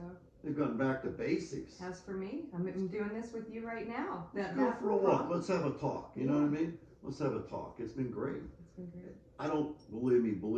I don't minimize COVID-19. I know people have gotten sick, and that's bad. And lost their people jobs. have died, lost their jobs. I Mhm. don't minimize COVID-19, but I can tell you, Jim Shorkey cannot bring back a single job. This Jim Shorkey, I can't. Not even at the dealership. I'm not involved. All I can do is try to spread this idea called ReThinkU. That's my contribution to COVID-19. That's my contribution. That's why we priced it at $10. That's all it is $10. I signed up. Yeah, and I can tell you on June the 1st, Chuck and I made this decision yesterday in our mastermind meeting, which is part of masterminding, is part of COVID-19, part of ReThinkU, and it's going to $57. So why is it $57? Let's see if you were paying attention. After why? $57. After the- at the end of the month. 55.7. Yeah. 57. Why is that an important number? I didn't see You that. weren't paying attention. I didn't see that. 1957. 19. Oh, that number. That That's number. your number. That's my number. 1957, yes. 57. And then we're going to do a monthly, Chuck meets with people on a group basis. That's the Mastermind Alliance. It's going to be 1957. $19.57 a month, because that's my number. I like it. Mhm. That's great. So getting into the program, I've taken the 2 modules. Yeah. Now on the time frame. So me being a new person, I have to work on multiple areas of my life. I want to see improvement. I want to see improvement in love, in finances, in my relationships. Time frame. Like, what can I expect from this? I know it's probably more customized for individuals, but will I see that needle move? Within a month? Well, 2 months? I would work on one area first Okay. to create proof Okay. that it does in fact work. So if you were to take those 5 areas, which is the one that you would want to focus on the most? Well, since COVID-19, I've become unemployed due Okay. to the pandemic. So I figured I'd work on my passions. And I thought, this is my opportunity, work on my passions, one-on-one with Jamie Chesney. Had this plan for over a year. I had the agreement from the advertising director from the fourth Group 1 Automotive, Jim Caponegro. He's the advertising director. He agreed to be on my show because he was going to be my first guy. Life happened last year. Couldn't make it back to Texas. Couldn't do the show. Didn't do the show. Here I am. So Good for you. Thank you. Good Thank for you. It's you. a big deal for me. It is a Being big here deal. with you is a big deal for me. So I'm working on my passions, and I would like to work on my finances after the job loss. So Well, the finance is a, I don't want to minimize it, but it's really quite simple in that, so if you want to grow wealth, Mark Cuban gives great advice. The number one return on investment, according to Mark Cuban, is paying down debt. You can't get a better return on investment than that. So that's the number one goal, is to pay down debt. As you pay down debt, you build net worth. So how do you pay down debt? Well, first of all, you've got to stop spending money. And we in America, because we don't think it the whole way through and think about what is this going to look like at 65, 70, 75, 80? What's it going to look like? How much money am I going to have in a bank so that I can live to be 122? What am I going to do?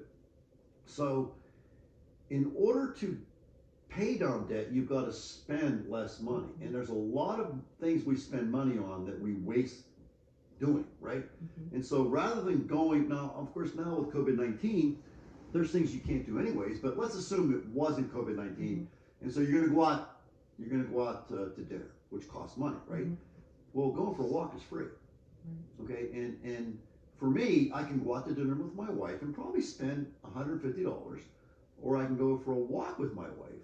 And I guarantee you, at the end of the walk, we're going to be so much more in love than having gone out to dinner. So it's not only better for our relationship, but it's free.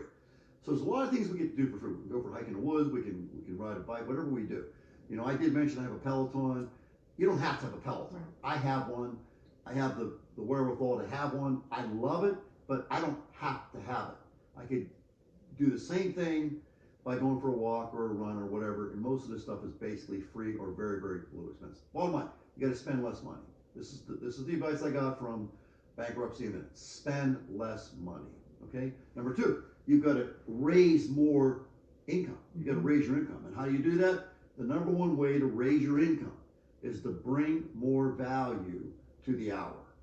Bring more value to the hour. So it disturbs me. I hear people saying, I'm not going to work for $7 an hour.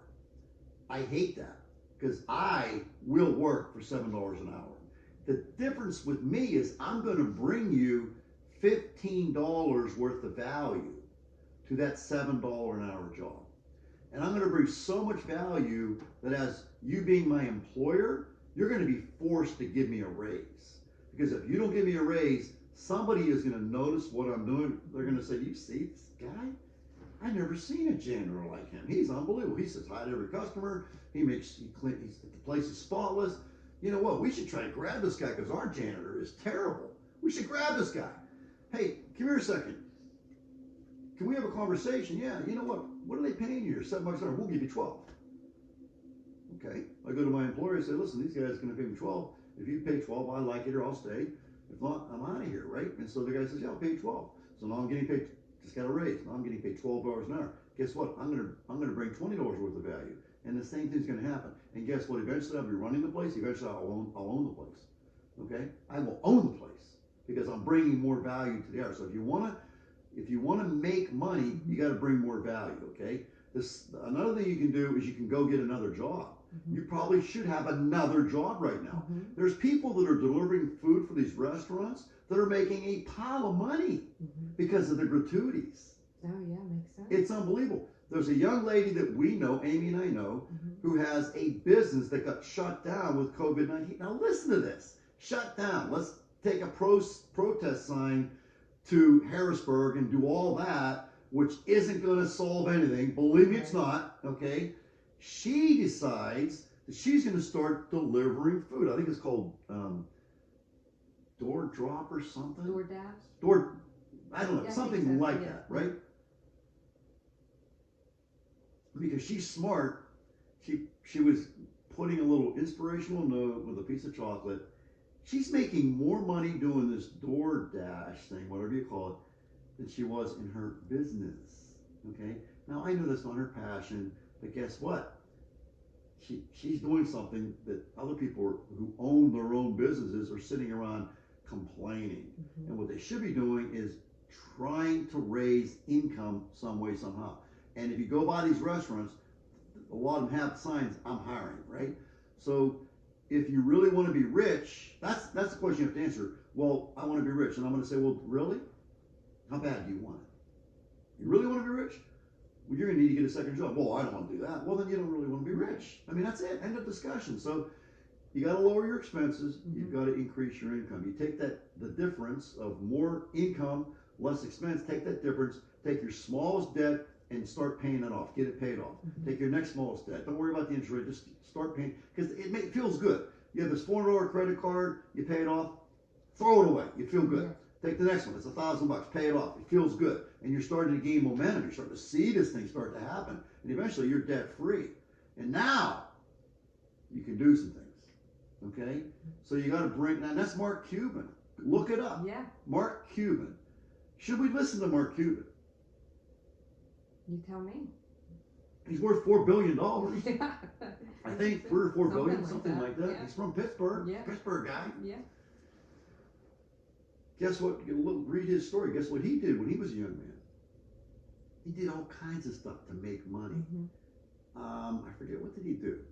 He did something. Well, look it up. He sold something as a young man. It was ingenious, and he made money. I forget what it was. Something with I don't know, but you know, I used to deliver newspapers as a young man. I delivered newspapers. I sold Christmas cards. I got this idea, and I did. I got this catalog, and I sold Christmas cards. I sold Christmas cards in the wintertime, seeds in the summertime. That's what I did. I've been selling this forever. Same. So I knocked on doors, sell seeds. Knock on doors, sell Christmas cards. And people started to look forward to that because they would get their Christmas cards from me. That's very sweet. And I did newspapers. And I did, and one time I got in trouble for this one. Somehow I get this idea. So I sold this, it was some kind of a punch card. It was like a gambling thing. And I go door to door selling this thing, and everybody bought it. And my dad said, "What is that?" Well, it's this thing. Go give them their money back. You can't do that. So My mom did that to me. I was the same way. I do have another business that I'm running, so that hopefully that will help. But I launched it all during this pandemic, so I have plans, and I'm working on it every single day. I'm working on it, my health as well. But back to being a kid in sales. My mom got a brand new refrigerator. You know how they come in a big box. Nice. So she's like, "Here, Jane." You know, I was like 11. She's like, "Here, go have the box. Go be creative." We had this little hill in our front yard, maybe 8 feet high, not real big. And I knew all the kids in the neighborhood. It was like me and like 6 boys. So I cut this box to where it was one long strip. Mm-hmm. I laid it over the front of the hill, and I got a big sleeping bag. I put it on the bottom, and I found a couple other boxes in the basement, took the flaps off them, and I used those as seats to slide down this hill. Oh, wow, good for you. So all the kids in the neighborhood are like, "What are you doing, Jamie?" I'm like, "Do you want to ride?" I'm like, "This is the greatest thing." And I'm sliding down the hill having a great time. And they're like, "Yeah." I'm like, 25 cents. Oh, good for you. That's a great This story. one kid brought his piggy bank. That's the It's entrepreneurial spirit. piggy So just bank. do that again? Yeah. So my mom made me give the piggy bank back. I'm like, No I earned way. it. Yeah, No she way. did. Your mom was wrong. No, I that's- agree. yeah, I She agree. was wrong. She'll still fight me to this day. Well, you tell her to call me. I I'll straighten will. her out. You tell her to call, give Jim Shorkey a call. You and my cell phone. I'll say, "Mom, you got that one wrong." That's the entrepreneurial spirit. Yeah. You know what? I've said this for a million years. I'm an American, and please do not take away my right to lose. I want my right to lose. If I jump on the ring with you, I'm gonna lose. That's my right.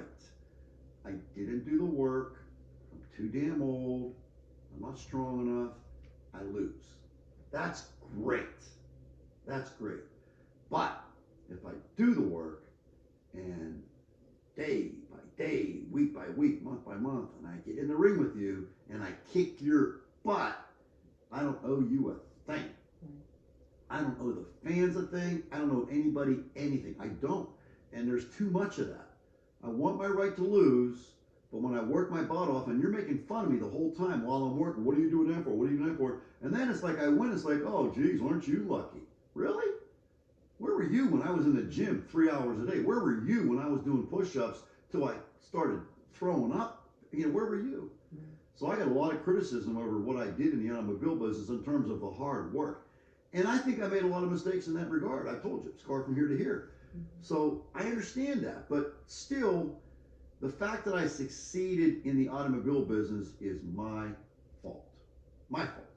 And you have no right to take that away from me. It's my fault. The fact that I failed in the automobile business, which I did, it's my fault. Everything is my fault. Every single thing. I do not expect anybody to intercede for me. I don't need that. That's all out there. It's called an internal locus of control. Is what I'm out there is the external locus of control. Study it. It's psychology. Mm-hmm. An external locus of control means the blame game. Here's what happened to me. An internal locus of control means the responsibility game. I take full responsibility. It's my fault. I messed up. Maybe I didn't mess up, but I do control my reaction to said event. I control my reaction. So I get to choose how I'm going to react today. I get to choose that. And I'm going to react the way Jim Shorkey wants to react, not the way somebody else instructs me to react. Unless they're expert counsel, then of course I'll listen to them. Of course, I'll listen to Mark Cuban. Yeah. But I got to be the one executing it. Mark Cuban can't execute for me. I've got to do that.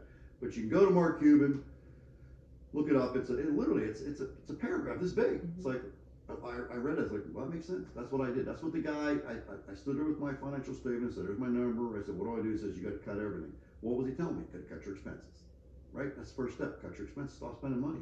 Stop the bleeding. If you're cut real bad, what are we going to do? Got to get the bleeding stopped. No sense talking about the fact that you're having a heart attack. We're gonna get that bleeding stopped. You're gonna bleed out. We're gonna get that stopped first. Then we'll get to the heart attack. I mean, and that's of course a concern, but the bleeding is the biggest concern. Got to stop, not the heart. That's probably a bad example, the heart attack. But you know what I'm saying? Yeah, we get. We got to stop the bleeding. We've got to stop the bleeding. And probably, if you look at your financial situation, you're probably doing stuff financially that you shouldn't be doing. And you got to stop. Stop. You know, Fruit Loops are expensive in a lot of different ways. Expensive to buy, expensive to eat. You know, stop it. Yes, I think you know, a lot of people are going to be interested in your program, especially within my network, because just your energy, your passion, your story, and how you've overcome so much, and your willpower, and it becomes from your passion and the people that you care about around you. You know the definition of willpower? No. Here it is. I'll give it to you. This is the definition of willpower. The only definition of willpower. Okay. I must take control of my own brain.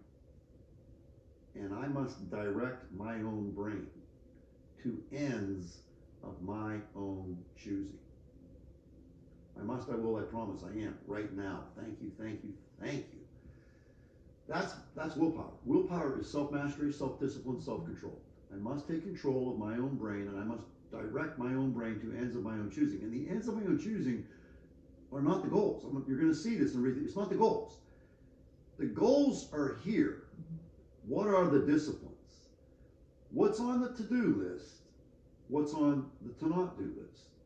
Green tea is on my to-do list. Fruit Loops are on my to-not-do list. So I must take control of my own brain, and I must direct my own brain to ends of my own choosing. Eat the green tea. Don't eat the Fruit Loops. Brain says, I don't want that green tea. I don't want that cold shower. Jim Shorkey says, tough crap, brain. You're not running the deal here. I'm running the deal. And that's willpower. Taking control of your... Take control. Yeah. Yeah, and I learned that. So, and you can learn that. It's like, enough's enough. It's a choice. Stand naked in front of the mirror. I don't like what I see. I don't like it. I don't like my bank account. I don't like my relationship with my wife. I don't like my relationship with my kids. I got to work on this. And so somebody said to me today, well, it's 90% this person, 10% my part. I said, you work on your 10%. What can you do to improve that 10%? Maybe it goes to 1585, 2080. If you have a bad relationship with Alexis, that's your own damn dumb fault. Work on what you can work on. Don't work on what she can work on. That's her job. But if you start giving, give, she's going to say, holy crap, what's going on with Mom? That's pretty cool. Sure, Mom, I'll take the garbage out without any bull crap. Oh, yeah, I'll help you out, Mom. You're helping me. Give. Take care of your 10%. It's amazing how the 90% goes down. Your 10% becomes, and it comes 50-50. Take care of your 10%. Take care of your 10%. Do that first. Give. You want to have a great relationship with people? Go out on the dates. Give. Bring more value to the other. You're going to be on a date for an hour or two. Just bring value. Nice, value, friendly. Where are you from? Really? I know. Bring value. Give. Great advice. I'm so excited for this program. And I literally, it was like 10:30 last night. Like, I have to get to these modules. I had a lot of things that I was doing all day. I'm like, I'm going to at least do the first 2 modules. And I stayed up and didn't get my sleep. Should have done that. But now I'm learning. Yeah. Skip the modules. So Get to sleep. I was so inspired just from the first 2 modules. Good. I'm really excited I'm to glad. learn more about this program. That brings me great joy. It really does, because I had a lot of people help me. They didn't tell me no, and they didn't charge me. It was unbelievable. Like, there was very little expense attached to this. Just like you were talking about Victor, and Victor wants to help. That's what keeps happening to me, because I'm giving, and so now he wants to help. Yeah. That's pretty darn cool. I think that's really, really cool. And it's like, and so I'm going to say no. I'm not going to say no. I'm not, because that's what I need is help. Because I got to get this word out to the world. Because the world needs us. We just need to stop doing stupid crap, and we need to start doing intelligent stuff. and we need to figure out the difference between the two, and that's what ReThinkU is all about. And I'm telling you right now, when you do ReThinkU, you're following the path of Jim Shorkey, which is how the Jim Shorkey Family Auto Group went from one dealership, roughly 40 employees, bankruptcy imminent, to now, and this is not all my responsibility by any stretch, but now it's 9 dealerships and 600 employees. It was bankruptcy imminent, now it's incredibly profitable. It really is. And you know what? We're supposed to be profitable. That's business. That's free enterprise, right? What you're doing here, you're supposed to make money. It's not a bad thing. Stop that as well. So yeah, the company does very, very well, and I'm very happy about that. As far as this company here called Results from Thinking and ReThinkU, Jim Shorkey has not made one dime yet. I've just spent money. That's all I've done because I'm that passionate about it. But any money that this company brings in goes to Chuck Bellina because that's the way I want it. So will I make money at this ultimately? Yeah, I will, and I'll tell you why, because it's going to get huge. I don't want it to get huge, but I'm not going to be able to stop it because we're telling people the truth, and we're going to do it one very important person at a time. Are you that one very important person? You? Am I talking to that person right now? Yes. So we're going to do it one person at a time. You're going to tell a lot of people about it. We're going to get testimonials, and we're going to charge $57 for it on June the 1st, and it's going to make us a lot of money, but that's not the intention of it. The intention is to help you for $10 right now till June 1st. That's not a pitch. It's just that, we got to start making it into a business. And so Chuck and I had a conversation yesterday. Chuck, I got to get more money in your pocket. At $57, I probably won't make any money from this whatsoever for at least 2 years, maybe 3. And I'm totally cool with it. I make a lot of money. I make a lot of money. I really do. I'm very well taken care of. I make a lot of money. So I don't need to make money with Results from Thinking and ReThinkU. That's not what this is all about. It's about one person right here, right now, one very important person, and the butterfly effect. I love it. The butterfly effect. That's what this is about. Well, I'm so excited. Cannot wait to finish the program, and you all will be part of this journey because you're watching, and I will let you know when I'm finished with the program, which I don't think I'll ever finish. You can't, no. No, that's not something that you just finish. You continue to live it, day by day. Yeah, well, what happens is if you think about it, think. So if you're doing ReThinkU, when you do ReThinkU, then you've rethought you. So the person that did the program called ReThinkU, and in fact rethinks themselves, and then does the program again, it's not the same person doing the program. So you'll see different nuances to the program the second time you do it. Okay? Just like it's the same program. Think and Grow Rich. Absolutely. He said read it 3 times, and I read it once, and I skimmed through it again, and it was years ago. Yeah. But I started listening to it again because of you. Yeah. And then I heard you say, or that he says in the book, 3 times. I'm like, did he say that? How did I miss that? Yeah. Well, it's because I didn't read it 3 times that I missed it the first 2. Well, yeah, you miss a lot because Yeah. exactly. And so what happened with me with Think and Grow Rich is that every time I read it, I made changes, and then I became a different version of me. And so when I read it the next time, it was a different me reading that book. And it's like, I'm at 141. I'm reading the book. It's like, what did he put that in there? Where's this coming from? I never saw that before. It's like, well, geez, Jim, you highlighted the crap out the last time you read it, but there it is. And so I learned something new every time because I was not the same person reading it at 142 that read it at 141. And so I actually have read it officially 142 and a half, but which I think is excessive, by the way, I really do. But I just didn't see any other way.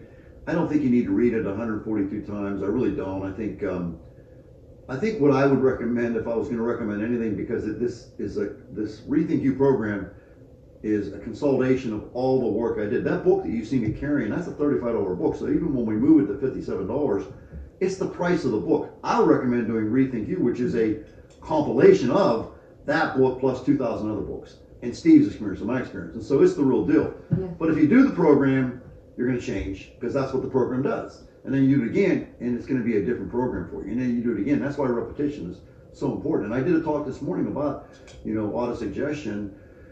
And I'm very passionate about that. And I'm going to show you something tomorrow that, well, I'll tell you right now. I'll bet you never did this.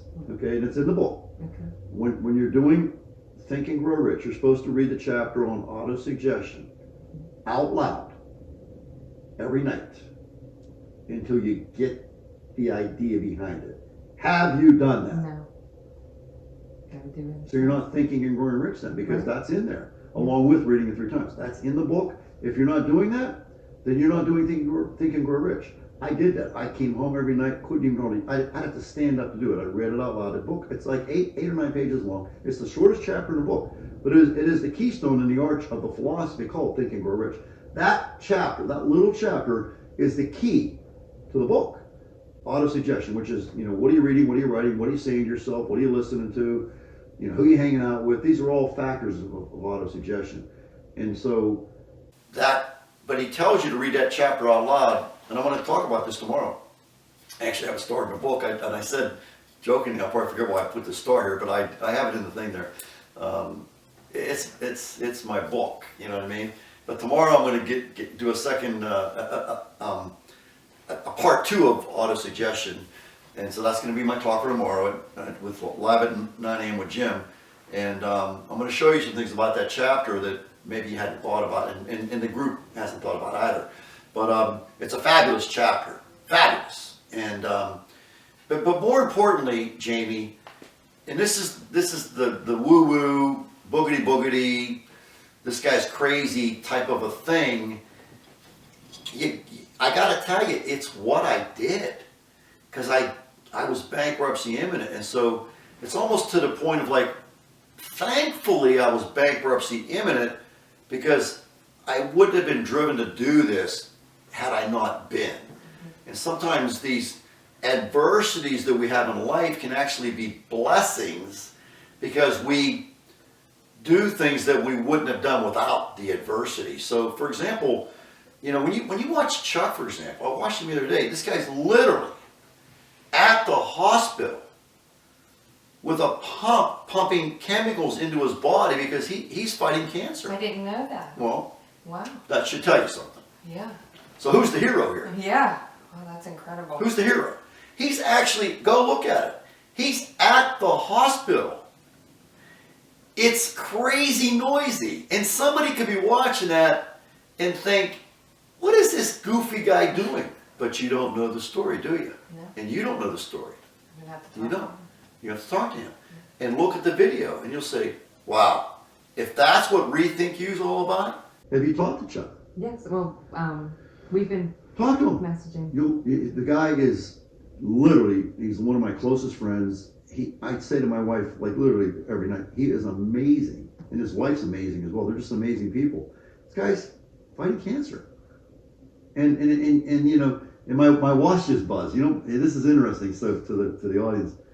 My watch just buzzed, and it's telling me to move. And no, meaning physical movement. So what happens? This does that, and I honor that. So I'm fine. But what I'll do is I'll get up and I'll go walk a certain amount of steps, probably 300 to 500 steps, and then it'll say move bar cleared. What's my goal? 122. What's my goal? 85. Prevent, delay, mitigate Alzheimer's disease. Mm-hmm. How do you do that?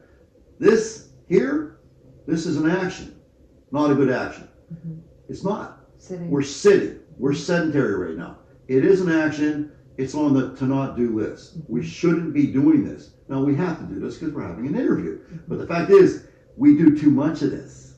Okay? We do too much of this. But yeah, Chuck, there's a video he did the other day. You can look it up. It's maybe 2 or 3 days ago.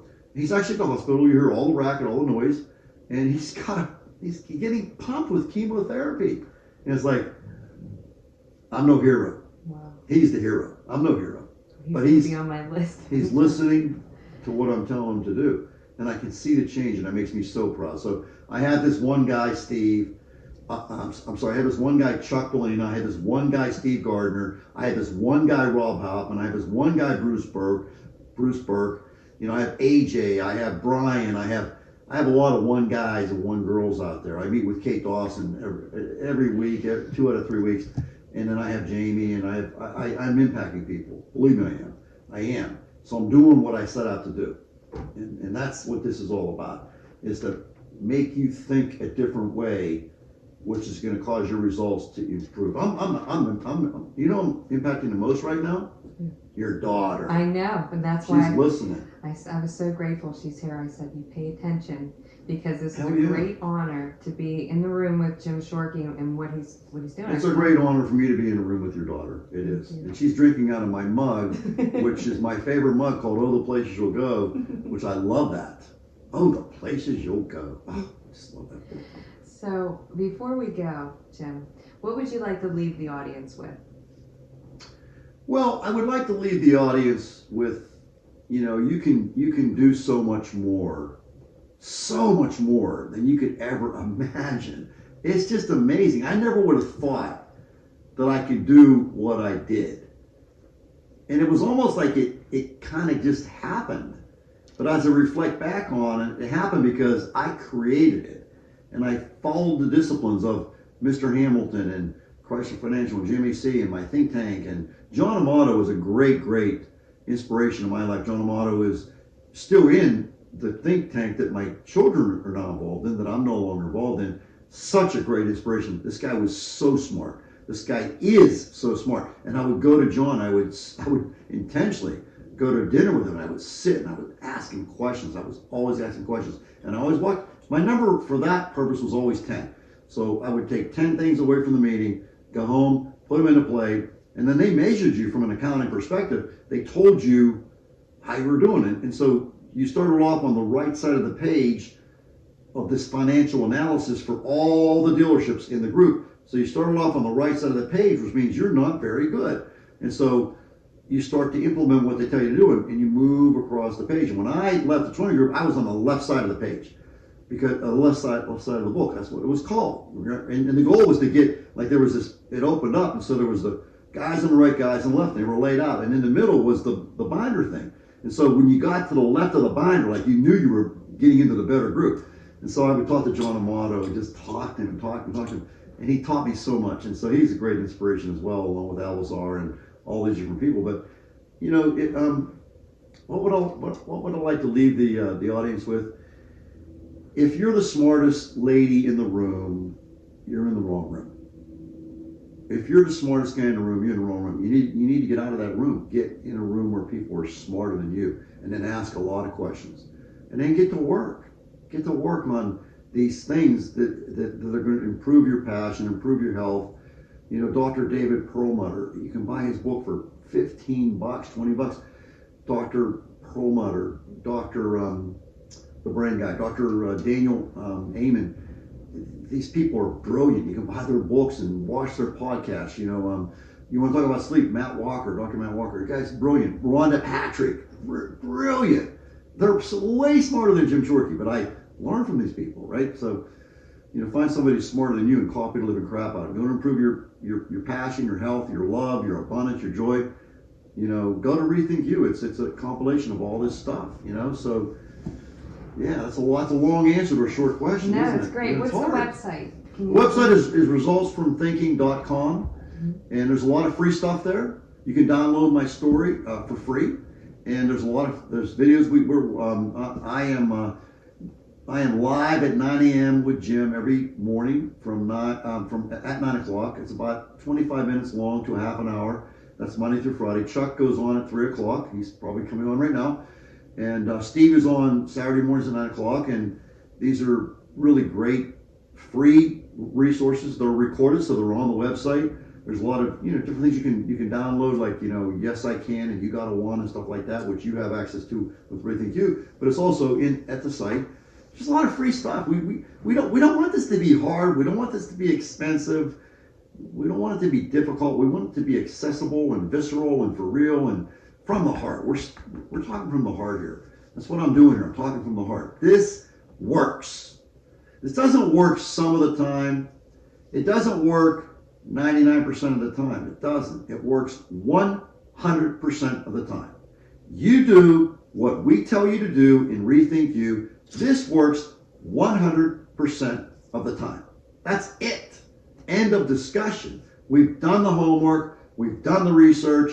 This works 100% of the time. No exceptions. You will move your needle every single time. That's it. Fort Pitt. Thank you so much.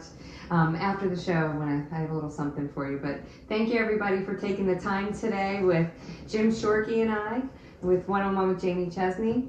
And we'll see you next time. Thank you, thank you, thank you. Thank you.